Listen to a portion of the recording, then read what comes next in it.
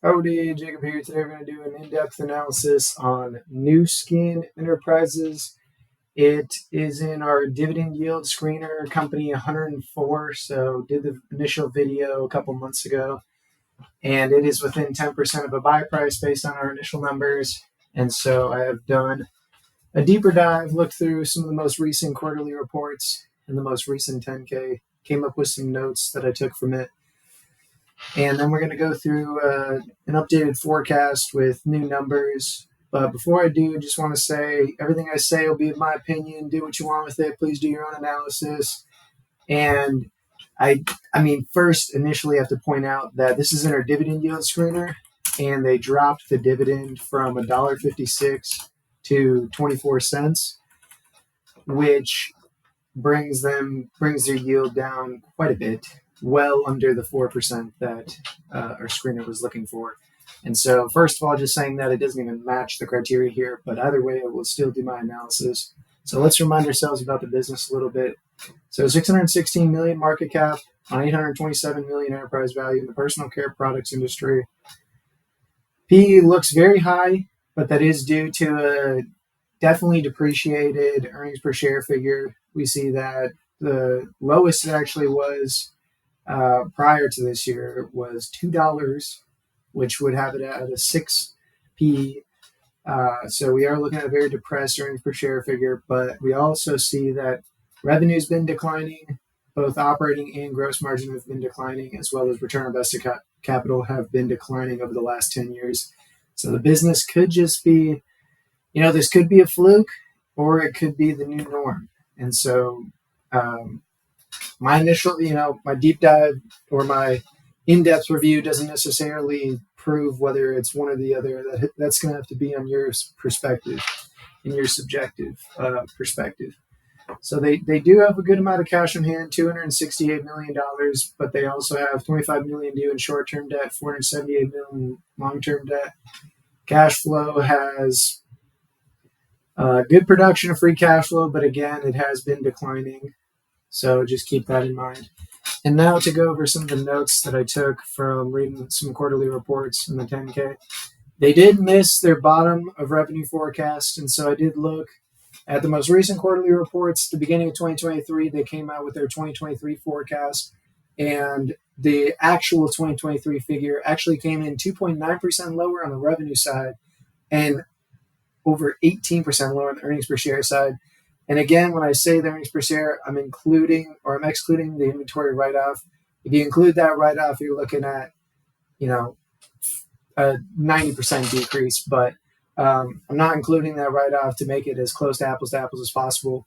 And that inventory write-off doesn't necessarily affect on the cash flow side. And so that's more so what I care about. These one-off things I don't really care about. And then I also wanted to point out that revenue is down 12% year over year, and excluding restructuring, earnings per share is down 36%. So as we saw, big margin decreases as well as a big revenue decrease. Their 2024 revenue is projected to be down between 5 and 12%, and their earnings per share down almost 50%. Again, that's from your higher earnings per share that doesn't include the impairment. They did reduce the dividend 39 cents quarterly to 6 cents quarterly. So that's going to heavily affect your decision to make this, especially on our dividend yield screener. But again, we can still look at the company as a whole and see how we feel about it. The three main revenue segments are beauty, wellness, and other. Beauty represents 43%, wellness 45%, other 11%. Beauty's down almost 20%, wellness down 10%, and their other was actually up about 31%. From their 10K, they have this thing that I thought was pretty interesting that points out their research and development activities. So their first activity is global consumer research to identify needs and insights and refine product conceptions, internal research, product development and quality testing, joint research projects, collaborations and clinical studies, identification and assessment of technologies for potential licensing arrangements, and acquisition of technologies. They did point out in the 10K, although that they've been around for a while, being founded in 1984.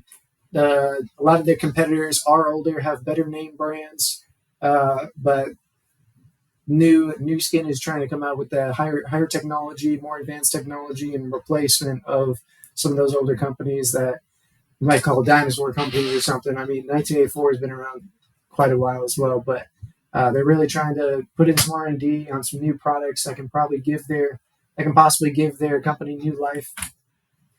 They have three popular devices that all come from a single vendor. But I will say that they did point this out in the 10K, but also pointed out that they do think that they are very confident that they could be able to find another vendor very quickly and make the products essentially the same. But did want to point that out. They have a large mix of geographic customers. You're looking at 24% from America, 21% China mainland, 11% Pacific Asia, 11% South Korea, 12% Japan, 12% Europe and Africa, 5% Taiwan and Hong Kong. And then their customer count year over year is all declining, except their China mainland up 2%. From a revenue perspective, they're actually every single geographical region is down year over year. So I did find that interesting.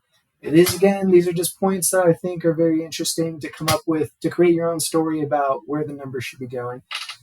And then to get to some of the more number standpoints, this is going to be a little bit confusing, but the use of cash was 26% reinvestment, 53% acquisition, 127% dividend, 90% share repurchases of the last 3 years. And again, you're like, how does that add up to more than 100? It doesn't make sense. This is based on their free cash flow. And so there's also two other things. They've issued debt, of 168 million. And so that's part of the, in excess of 100% that they've gone into. And then also their cash balance has been reduced by 147 million over those last 3 years. So that's how they're able to, in the last 3 years, use well over 100% of their free cash flow. But again, from a longevity standpoint, that's impossible because you're either going to run out of cash, which is going to be a problem, to where the only things you can do are issue shares, issue debt. And you can only, issue debt so much before it comes due, and it's very concerning. And so speaking of that, their long-term debt increased $100 million year over year, with $25 million due in 2024, $20 million due in 2025, in 2026, and then $440 million in 2027. And their production of free cash flow is roughly $70 million on a 5-year average basis.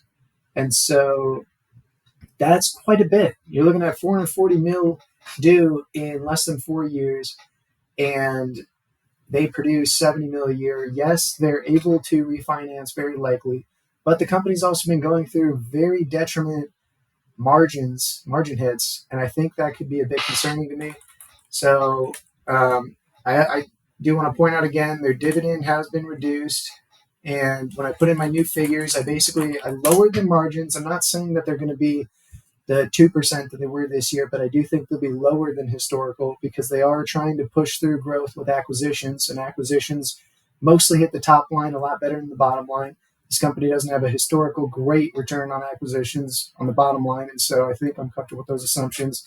And then I just increased the revenue change in terminal PE based on the fact that they're paying less for their dividend now, so that should leave a little bit more room to be able to reinvest and make acquisitions. So that should help their top line. But again, on the margin side, it could hit their bottom line. And then I added a 17.5% return because, again, they're just going through a lot right now. And I think I want that little bit of extra bump to be confident in getting this company. And we're saying that, it's now not even close to a price. It needs to drop over 50% before you get to the price that I'm looking for here. But again, this is just my perspective. Please do your own analysis. I think, based on the fact that this was part of our dividend yield screener, and a lot of the people care about the company hitting that, and it's probably about 1% now. I think that's a concern.